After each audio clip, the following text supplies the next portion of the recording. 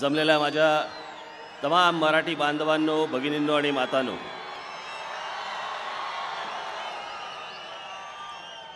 हे फिरवायचं बंद कर रे तू.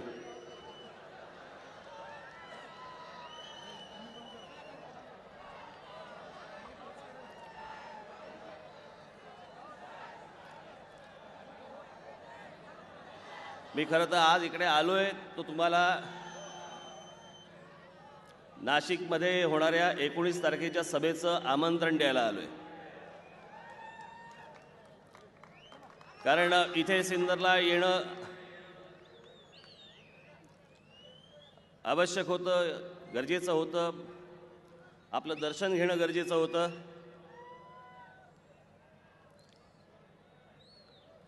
पण या सगळ्या निवडणुकीचा माहोल असा असतो की एकात एक सगळ्या सभा लागलेल्या असतात. वाटतं प्रत्येक ठिकाणी प्रत्येकाशी भरभरून बोलावं,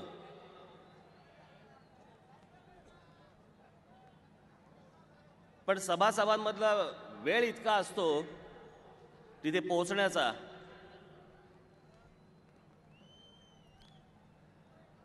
की इथे पूर्ण बोलावं का तिथे पूर्ण बोलावं का तिथे पूर्ण बोलावं. मला आता इथली ही सभा मला आटपून परत मला शहापूरला सभा आहे. साधारणपणे 2-1 तास मला लागतील तिकडे पोहोचायला. बरं दिवसभरामध्ये मला काय 10 सभा असल्या तरी फरक पडत नाही. एक तर उन्हाचे दिवस आहेत, सकाळी सभा होत नाहीत आणि रात्री 10 वाजेपर्यंत ते आचारसंहितेच्या आटपायला लागतं. त्या सगळ्या वेळा आणि त्या सगळ्या गोष्टी करत करत हे निवडणुकांचा प्रचार करावा लागतो. आज इथे आपल्या समोर सिन्नरमध्ये आलो.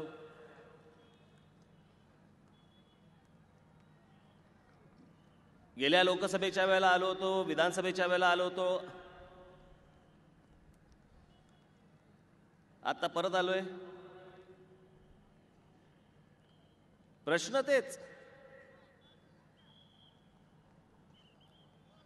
माणसं येत आहेत, उन्हातानामध्ये उभे राहून तुम्ही मतदान करतात, माणसं निवडून जात आहेत, प्रश्नांमध्ये फरक पडत नाही.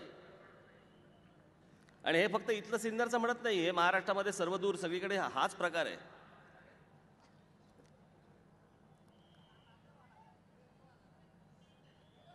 आज त्या मुलायम सिंग यादव, आज इथे माझ्या समोर माता भगिनी इथे समोर बसलेल्या आहेत.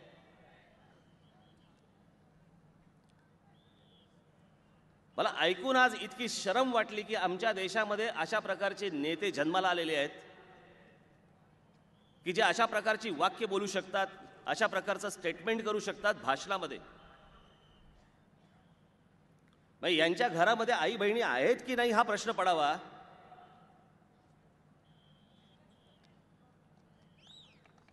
मुंबईमध्ये बलात्कार झाला, एका मुलीवरती बलात्कार झाला, 3-4 हरामखोरांनी त्या मुलीवरती बलात्कार केला. मला खरं सांगताना पण लाज वाटते की असे नेते या देशामध्ये आहेत.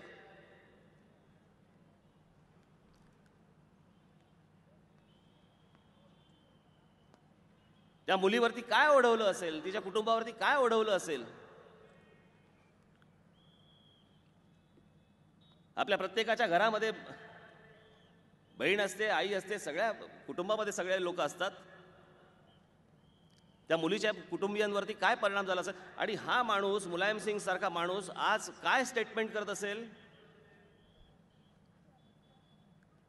कि त्यांना फाशी द्यायची गरज नाही, उनको फांसी देने की जरूरत नहीं है, बच्चों से गलतियां होती है. हे गलतियां त्याच्यावरती काय म्हणतो हा माणूस. म्हणे उद्या जर म्हणे आमच्या हातामध्ये जर सत्ता आली तर बलात्काराच्या कायद्यामध्ये आम्ही बदल करू. यांच्या घरामध्ये कोणी आहेत की नाही माता भगिनी.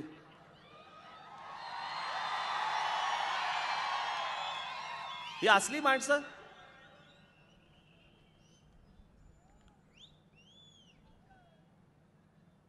हे नेते आपले देशातले.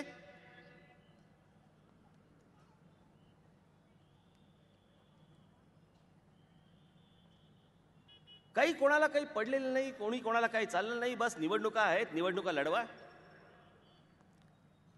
तुम्हाला रोजगार मिळाला नाही मिळाला, शेतकरी राहिला, आत्महत्या केली,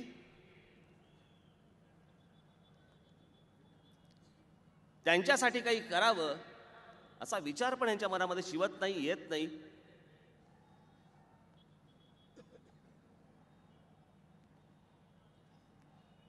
यांना काही वाटेन असंच झालं या सगळ्या लोकांना. मी आता बघत होतो ते इंडिया बुल्सचा इथे प्रकल्प आलाय. इंडिया बुल्ससाठी सगळ्या परवानग्या मिळतात हो. आज सिन्नरमध्ये टँकर सुरू झालेत. आज महाराष्ट्रातल्या अनेक भागांमध्ये आज सगळीकडे टँकर सुरू झाले. टँकर चालवणारे कोण? हे सत्ताधारी लोकांचीच माणसं. तुम्हाला पाणी द्यायचं नाही आणि ते पाणी द्यायचं नाही त्याच्यावरती टँकरचा धंदा करायचा आणि त्यातनं तुम्हाला पाणी द्यायचं. ही या लोकांची वृत्ती, ही या लोकांची मनोवृत्ती.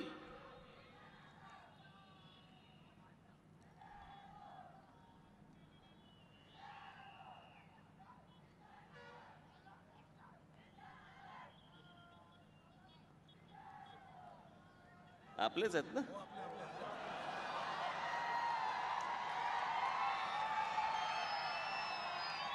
बसा बसा. मला वाटलं आता समोरचे पण माझा प्रचार करायला लागले की काय.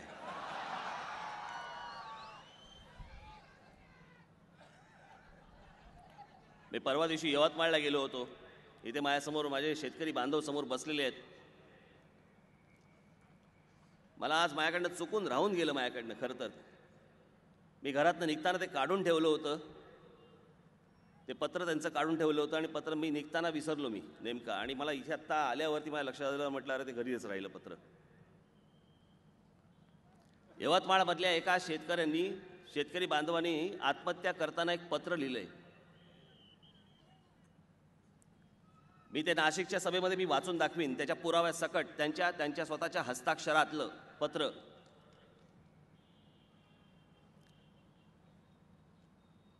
ज्या वेळेला एखादा माणूस, एखादी व्यक्ती, कोणी, मग ती शेतकरी असेल किंवा अजून कोणी असतील, एखादी व्यक्ती ज्या वेळेला स्वतःचं आयुष्य संपवते आणि संपवत असताना जे लिहून ठेवते ते जगात खरं मानलं जातं.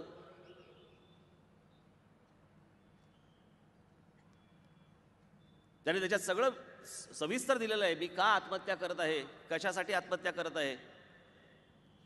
आणि त्याचा शेवटचा जो पॅराग्राफ आहे त्या पॅराग्राफमध्ये त्यांनी दिलेलं आहे की या सगळ्या गोष्टीला माझ्या जबाबदार ही काँग्रेस आणि राष्ट्रवादी काँग्रेस आहे. काँग्रेस राष्ट्रवादीला कधीही माफ करू नका, त्यांच्या हातात कधीही सत्ता देऊ नका. हे एका आत्महत्या करणाऱ्या शेतकऱ्याचं पत्र आहे. मी भांडवल करत नाही, राजकारणही करत नाही, पण ही माणसं काय आहेत. इंडिया बुल्सच्या कारखान्यासाठी म्हणून ज्या शेतकऱ्यांच्या जमिनीच्या खालून तुम्ही पाईपलाईन आणलीत त्यांना शेतीसाठी सोडा, पिण्यासाठीही पाणी देता येत नाही तुम्हाला.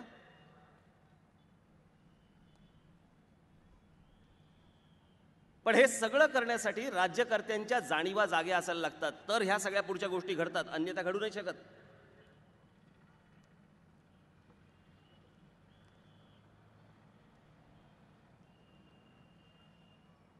मी नरेंद्र मोदींना पाठिंबा दिला, पाठिंबा जाहीर केला. उगाच नाही जाहीर केला मी, मला काही वेळ नाही लागलं. आणि तो व्यक्तीला पाठिंबा नसून तो कामाला पाठिंबा आहे. जे त्यांचं काम मी पाहून आलो, हे आपल्याकडे होऊ नाही का शकत. महाराष्ट्रामध्ये कधीच व्हायला पाहिजे होतं, केव्हाच ही गोष्ट व्हायला पाहिजे होती.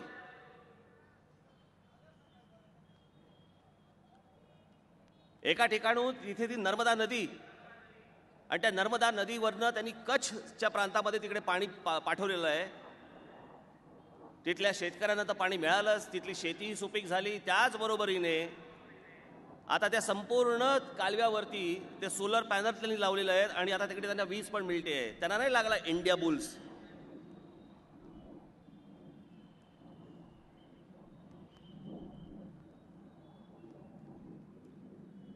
कशाला गुजरात या, कर्नाटकातही बघा तुम्ही,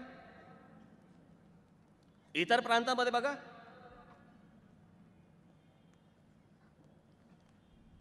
आपापल्या लोकांना कसे जपत असतात, आपापल्या राज्यातल्या लोकांना कसे जपत असतात.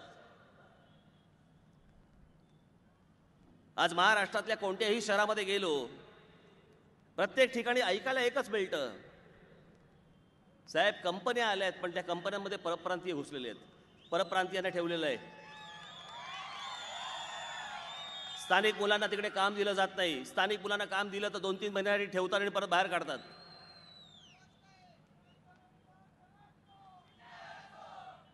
हे काम खासदाराचं आहे, हे काम स्थानिक आमदारांचं आहे, हे काम मुख्यमंत्र्यांचं आहे. हे मुख्यमंत्र्यांनी ही गोष्ट केली पाहिजे की माझ्या राज्यामध्ये जर येणारा कोणताही कारखाना असेल, कोणताही उद्योग असेल, तिथल्या स्थानिक भूमिपुत्रांना पहिल्यांदा त्याच्यामध्ये प्राधान्य दिलं गेलं पाहिजे. हे आपल्या राज्यकर्त्यांना कळलं पाहिजे. हो, माझ्याकडे एक मध्यंतरी हिमाचल प्रदेशचे एक उद्योगपती येऊन गेले, झाले त्याला 4-4.5 वर्ष झाली त्या सगळ्या गोष्टीला. हिमाचल प्रदेश उद्योगपती होता इथलाच, पण हिमाचल प्रदेशमध्ये जसा हा इथे इंडिया बुल्स काढलाय ना,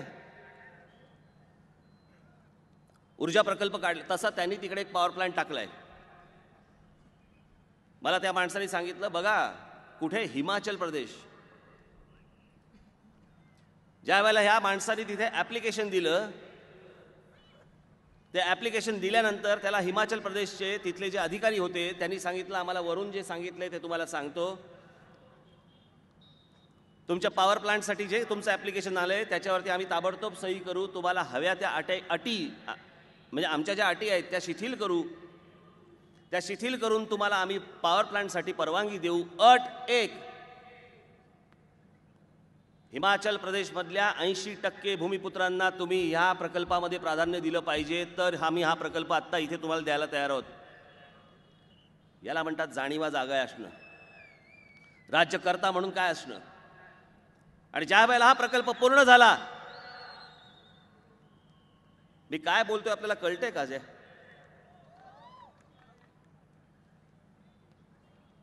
हा ज्यावेळेला प्रकल्प पूर्ण झाला, तो प्रकल्प पूर्ण झाल्यावरती 100% स्थानिकांना भरून घेतलं. 100%. एक तरी प्रकल्प महाराष्ट्रामध्ये तुम्ही दाखवाल का हो कुठच्या तरी राज्यकर्त्याने 100% स्थानिक भूमिपुत्रांना भरून घेतले म्हणून? एकही नाही. याचं कारण वचकच नाही. येणाऱ्या उद्योगपतींना माहिती आहे, नुसता एक तुकडा यांच्या समोर टाकला पैशाचा की हे मिंदे होतात,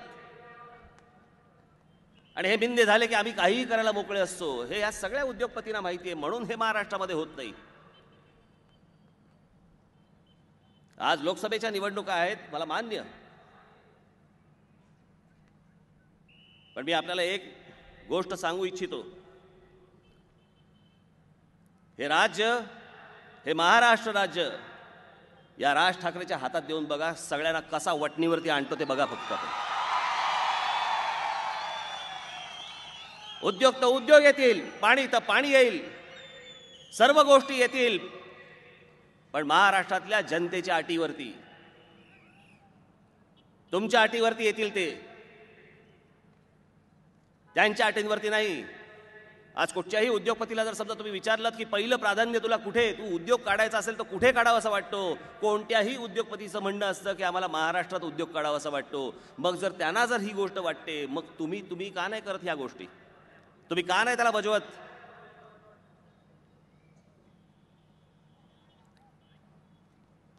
सगळ्या बाजूनी सगळ्यांचे हाल. गेल्या 64-60 वर्षामध्ये, 62-64 वर्षामध्ये कुठे जायला पाहिजे होता हो महाराष्ट्र? इतर राज्यांच्या मानाने महाराष्ट्र आज पुढे असेल, पण आज इतर राज्य ज्या प्रकारचं काम करतायत,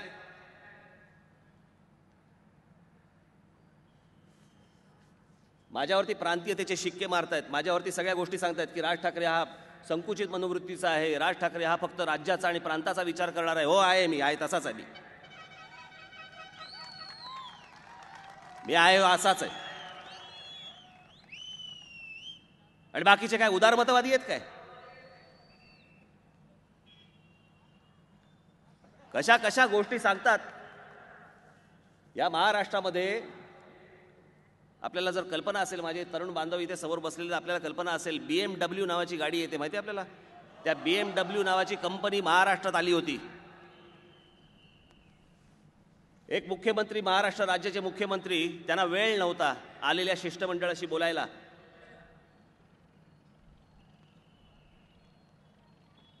त्या शिष्टमंडळाला ज्या वेळेला मुख्यमंत्र्यांनी सांगितलं, त्यांच्या अधिकाऱ्याला सांगितलं की बाबा तुम्ही भेटून घ्या त्यांना आणि त्यांना काय लागेल बघील तर बघा आणि ते करून टाका. तो अधिकारी होता, दाक्षिणात्य होता, दक्षिणेकडचा होता. बसलं ते शिष्टमंडळ समोर बसलं, ते हे अधिकारी महाराष्ट्राच्या समोर बसले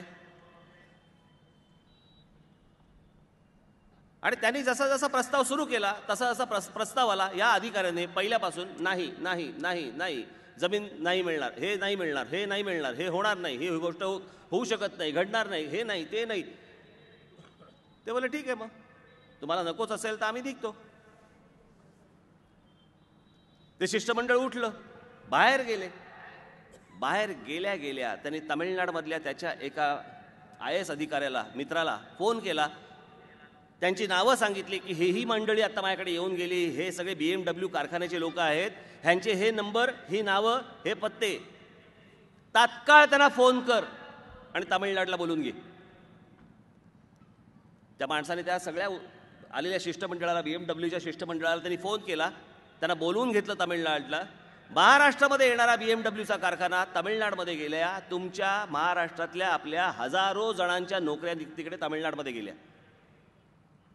एक माणूस काय करतो बघा, काम महाराष्ट्रात करतायत, पण प्रेम स्वतःच्या प्रांताबद्दल आहे, प्रेम स्वतःच्या त्यांच्या लोकांबद्दल आहे की माझ्या तिथल्या तामिळनाडूमधल्या मुलांना तिथे नोकऱ्या मिळायला पाहिजेत, तिकडे हे उद्योगधंदे गेले पाहिजेत. म्हणून एका राज्यामध्ये येणारा एखादा कारखाना, एखादा उद्योग आपल्या राज्यामध्ये वळवतात. एक तरी मराठी अधिकारी दाखवाल का हो असं करणारा? एक तरी आपला पुढारी दाखवाल का हो असं करणारा?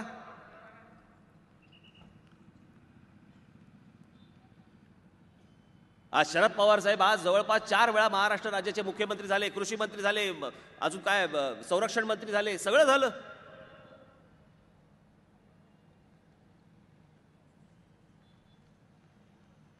एवढं प्रेम केलं होतं या माणसावरती महाराष्ट्राने, बारामतीच्या बाहेर नाही जाता आलं.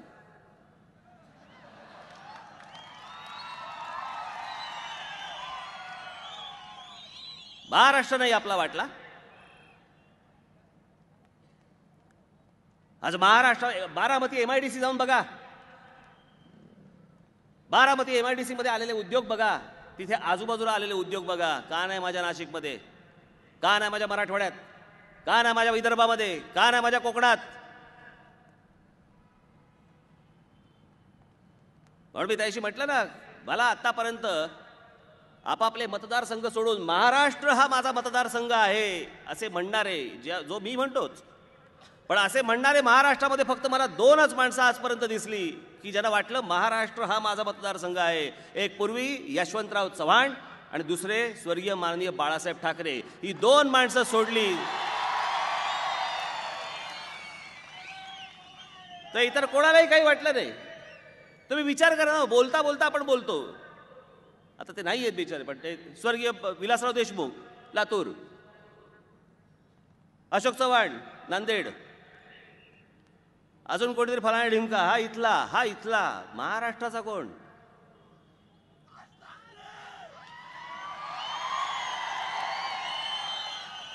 या राज्याची जबाबदारी आपल्या हातावरती असताना, आपल्या हातामध्ये असताना राज्याचा विचार केला पाहिजे, राज्याचा विकास केला पाहिजे आपण. असा विचार पण यांना शिवत नाही. आता मी शेतकरी बांधवांनो, मी आत्ता जाऊन आलो, ज्याला गारपीट झाली, ह्या गारपीटीच्या वेळेला तिथे गेलो, सगळं उद्ध्वस्त झालेलं. एका माणसाने तर मला, एक शेतकरी बांधव मला भेटले, मला बोलले आत्ता त्यांचं मला असं वाटतं द्राक्षाचंच होतं ना, नाही द्राक्ष होती मला असं वाटतं, द्राक्षांचंच. आणि महिंद्रा कंपनी बरोबर त्यांचं कॉन्ट्रॅक्टही झालं, त्या शेतकऱ्याचं कॉन्ट्रॅक्टही झालं, 40 लाख रुपयाचं सगळं झालं.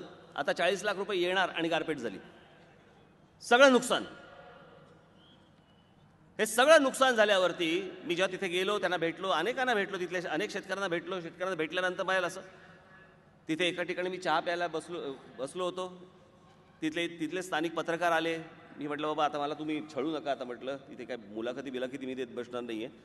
नाही मला आम्ही गप्पा मारतो तुमच्यावर. म्हटलं गप्पा माराल तर मी कधी आहे. म्हटले बसा आपण चहा पिऊ. म्हटलं म्हणून मी त्यांच्यावर गप्पा मारत बसलो, चहा घेत बसलो. चहा घेताना मला त्या सर्व पत्रकार बांधवांनी मला काय सांगितलं असेल मला समजे ना. असा कसा विचार करू शकतात माणसं.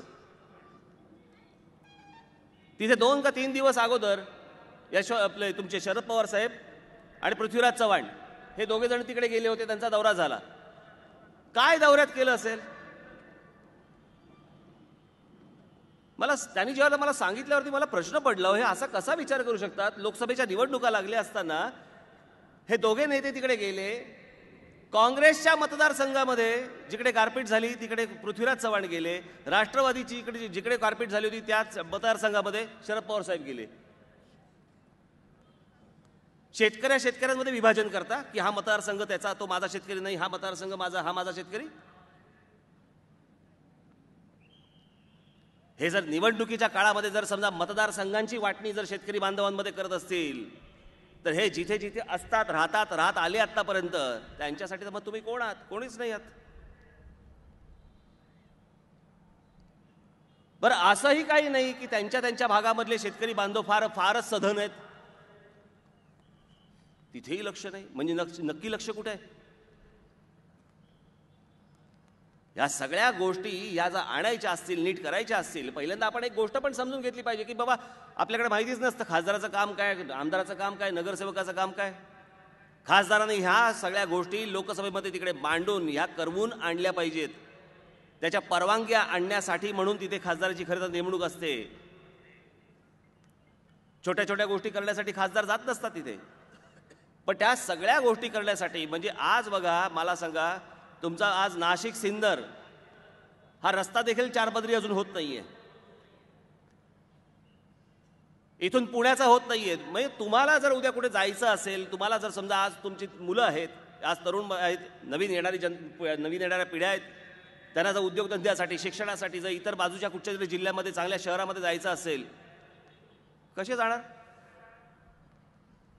इंडिया बुल्ससाठी रेल्वे ट्रॅक येतो, पण तुम्हाला जाण्या येण्यासाठी रेल्वे ट्रॅकची सोय होत नाही. याचं कारण तिथे जे रेल्वे मंत्रालयात बसलेले आहेत तिकडचे रेल्वे मंत्री जे आहेत हे सगळे यूपी बिहारचे, जास्ती करून बिहारचे, आणि आमची लोक त्यांच्यासमोर काही बोलतच नाहीत. आमची लोक त्यांना काही ठणकावून सांगतच नाहीत. अहो राज ठाकरेचं इथे आंदोलन चालू असताना ज्यावेळेला महाराष्ट्रावरती ते तोंडसुख घेत होते तिथले नेते, त्यावेळेला आमच्या महाराष्ट्रातला एक खासदार त्यांना वरती काही बोलला नाही. तिकडे त्याच्या विरोधात काही बोलला नाही. ते लोक बोलत असताना महाराष्ट्राच्या मराठी माणसाच्या विषयामध्ये जर हे बोलत नसतील, तुमच्या रेल्वे ट्रॅकचा कुठे आहे ना, वेळ कुठे होता हो? तुमच्या सुखसोयीसाठी थोडी जातात हे. एकदा चला माझ्याबरोबर, मी तुमचं तिकीट काढून आपण बरोबर जाऊ, तुम्हाला दाखवतो तिकडे खासदार काय काय करतात, नक्की काय करत असतात ते एकदा बघा तुमच्या डोळ्यांनी. तुमच्यातलंही बऱ्याच जणांना वाटेल मग मी पण खासदार झालं पाहिजे.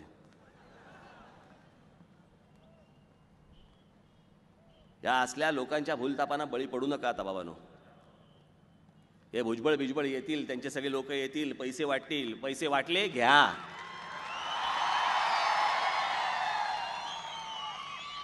पैसे देतील ते पैसे घ्या आणि पैसे घेऊन लात मारा. आजपर्यंत तुम्हाला लुटलंय आणि ही वेळ आहे, याच वेळेला त्यांना पूर्ण लुटा. हीच लुटायची, त्यांना लुटायची हीच वेळ आहे. त्यावेळेला या असल्या लोकांच्या कुठेही भूलतापांना आपण बळी पडू नका. एक अत्यंत स्वच्छ कणखर असे उमेदवार डॉक्टर पवार मी आपल्या समोर इथे दिलेले आहेत लोकसभेचे उमेदवार म्हणून. मला खात्री आहे की ज्या उत्साहाने सगळेजण आपण इकडे आलेला आहात, येत्या 24 तारखेला आपण रेल्वे इंजिन या निशाणीवरती बटन दाबून डॉक्टर पवार यांना आपण निश्चित खासदार बनवाल हे आपल्या उपस्थितीवरनं मला इथे जाणवतंय. ती गोष्ट आपल्याकडनं घडो अशी अपेक्षा बाळगतो आणि आपणा सर्वांची मी रजा घेतो. जय हिंद, जय महाराष्ट्र.